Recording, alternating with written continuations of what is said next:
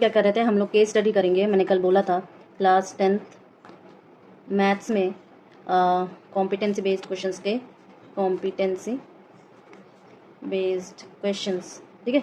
और इस competency based questions के हम लोगों ने स्मॉल जो ऑब्जेक्टिव एमसीक्यूज हैं वो कर लिए हैं, हम लोगों ने एजर्शन और रीजनिंग कर लिया है। आज हम लोग करेंगे कुछ केस स्टडी और फिर सब्जेक्टिव क्वेश्चंस, केस स्टडी, ठीक है। पहला क्वेश्चन देखो बेटा, पहला क्वेश्चन देखिए, और उसमें हमें अगर दिया हुआ है जो ट्रायंगल के हिसाब से, तो मैं डायग्राम ड्रॉ करूँ, ओके। तो ये हो जाएगा ABC और ये 6√3, 3√3 और ये 9, राइट, ठीक है, हो जाएगा। तो कैसे करेंगे हम लोग, कैसे करेंगे हम लोग, देखो अगर मैं इसका फर्स्ट पार्ट सॉल्व करूँ, हमें दिया हुआ है AB = 9 मीटर, BC = हमारा 3√3 मीटर और AC = दिया हुआ है 6√3 मीटर, राइट।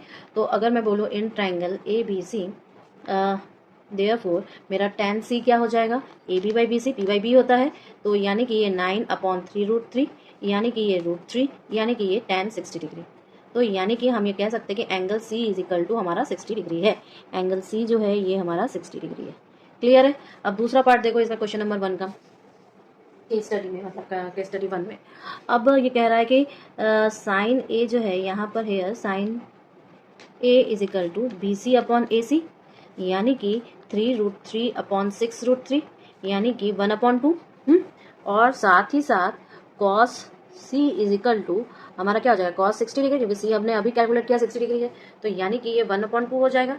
इस वजह से sine A plus cos C = 1/2 + 1/2 = 1 हो जाएगा, ठीक है। थर्ड पार्ट देखो, बहुत इजी होता है, ऐसा कुछ भी नहीं है। थर्ड पार्ट में tan C = AB/BC, यानी कि 9/3√3, यानी कि √3, साथ ही साथ tan A = आपका BC/AB हो जाएगा, यानी कि 3√3/9 हो जाएगा, यानी कि 1/√3 हो जाएगा।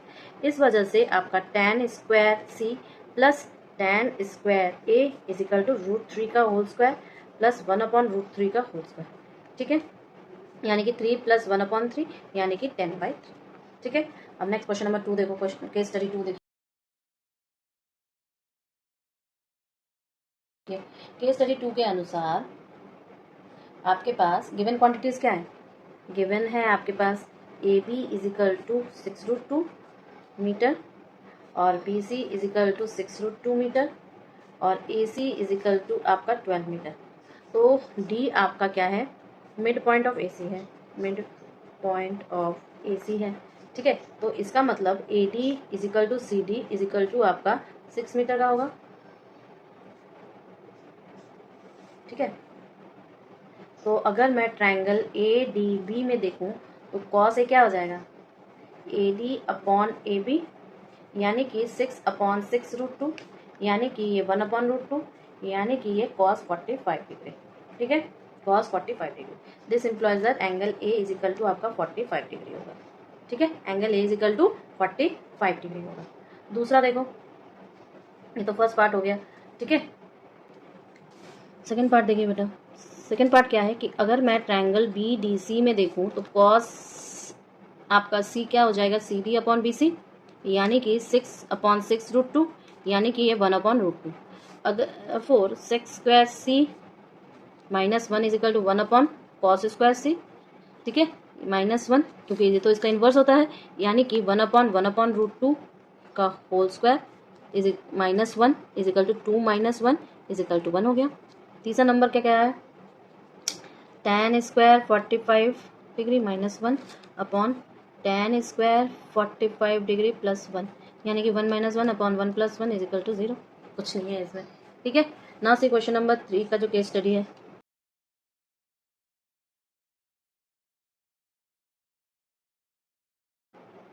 हमें दिया क्या है, हमारा जो डायग्राम है बेटा वो कुछ ऐसा है, वो कुछ ऐसा है, ठीक है। यहाँ पे स्लैंट राइट, यहाँ पे स्लैंट। अब ये स्लाइड 2 है, ये आपका 3.6 मीटर का है, ये F है, ये G है, ये स्लाइड 1 है हमारा, EDCBA, ठीक है ना, क्लियर है। अब इसके हिसाब से जो फर्स्ट पार्ट है वो हम कैसे सॉल्व करेंगे बताओ? ये तो हमारा गिवन क्वांटिटी है।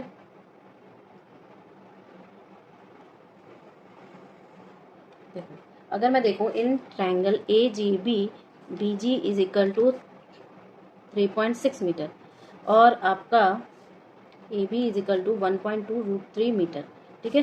क्योंकि tan A is equal to आपका B G upon A B होगा, यानी कि ये 3.6 अपॉन 1.2√3 होगा, यानी कि ये 3/3√3 होगा, यानी कि ये √3 होगा, यानी कि ये tan 60 डिग्री होगा। तो ये कह रहा है कि देयरफॉर मेरा ए जो है 60 डिग्री का होगा। तो एंगल आपका बिटवीन स्लाइड 2 एंड ग्राउंड जो होगा वो आपका 60 डिग्री होगा, ठीक है। दूसरा पार्ट देखो, अगर मैं ट्रायंगल ए जी बी में देखूं तो बी जी कितना है हमारा 3.6 मीटर का, और लेंथ ऑफ स्लाइड 2 जो है वो हमारा A G is equal to 6 metre का है, ठीक है। Twice of A G is equal to 6 metre का, यानी कि कुछ ऐसा है बी ए जी, ये 6 है, ये 3.6 है और ये 90 डिग्री। तो पाइथागोरस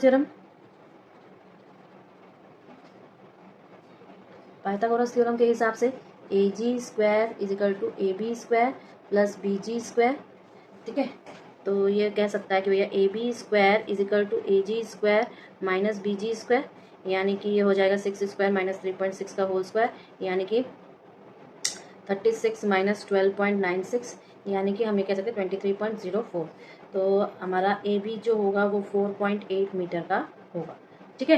तो हम कह सकते हैं कि नाउ tan जो आपका होगा tan A B upon B G, A B upon B G, A B upon B G, ठीक है। तो ये हो जाएगा आपका 4.8 अपॉन 3.6, यानी कि 4/3, ठीक है। अब थर्ड पार्ट देखो बेटा जी क्या है।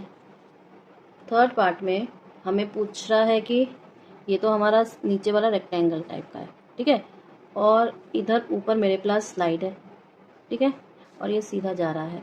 तो बी सी डी ई जी, अब ये स्लाइड 1 है, ये हमारा अगर बोलूँ तो एफ है, और इसकी डिस्टेंस एक्चुअली 8.5 मीटर की है, और यहाँ पे डिस्टेंस आपकी 3.6 मीटर की है। तो ये वाला एंगल बताओ कितना होगा, कैसे निकालेंगे ये वाला एंगल? देखो हम जानते हैं कि angle D F E actually plus आपका angle E F G is equal to 180 degree, ठीक है। तो angle D F E is equal plus 150 degree is equal to 180 degree. तो angle D F E is equal to 180। देखो ना ये वाला angle तो हम लोग ने अभी निकाला था ना स्लाइड ए वाले से, तो उसके हिसाब से 150 डिग्री का आएगा, तो माइनस 150 यानी कि 30 डिग्री का हो गया। नाउ आप अगर ट्रायंगल ई एफ डी में देखोगे तो tan D is equal to E D upon F D, यानी कि tan 30 degree is equal to E D upon 8.5। This implies that 1/√3 is equal to E D upon 8.5, यानी कि आप बोलोगे 1/1.7 is equal to E D upon आपका 8.5। This implies that E D is equal to आपका 5 metre, ठीक है।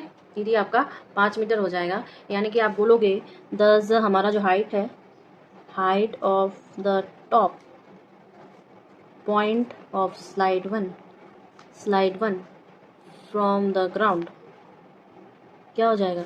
ये हो जाएगा सी डी प्लस डी, यानी कि 3.6 plus 5 is equal to 8.6 metre का।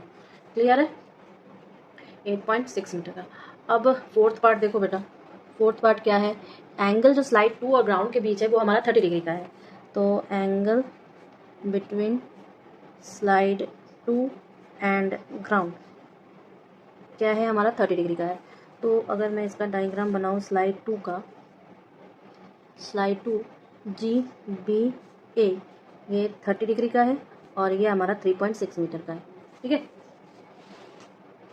तो इसका मतलब आप अगर ट्रायंगल जी ए बी में देखोगे तो आपके पास B G is equal to 3.6 metre का है और एंगल जी ए बी जो है वो आपके 30 डिग्री का है।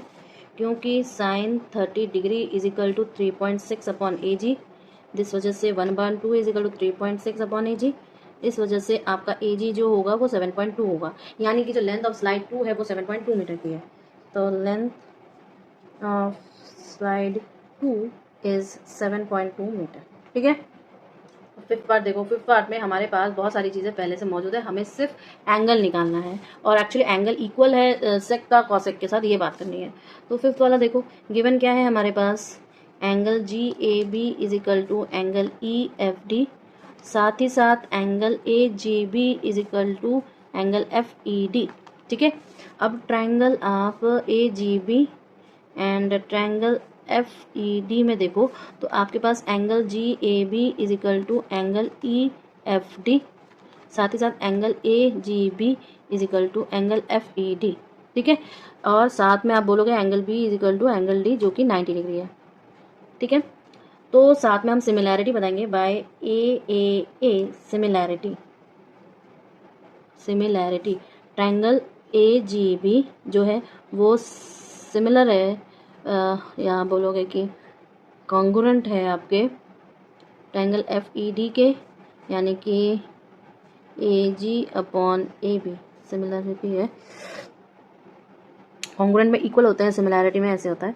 तो E F upon F D, यानी कि अगर मैं इसको वन बोलूँ तो मैं कहूँगी कि ट्राइंगल ए जी बी जो है सेक जी ए जी अपॉन ए बी, और ट्राइंगल एफ ई डी में कॉसेक, कॉसेक यानी कि 1/sin हो जाएगा और सेक यानी कि 1/cos हो जाएगा।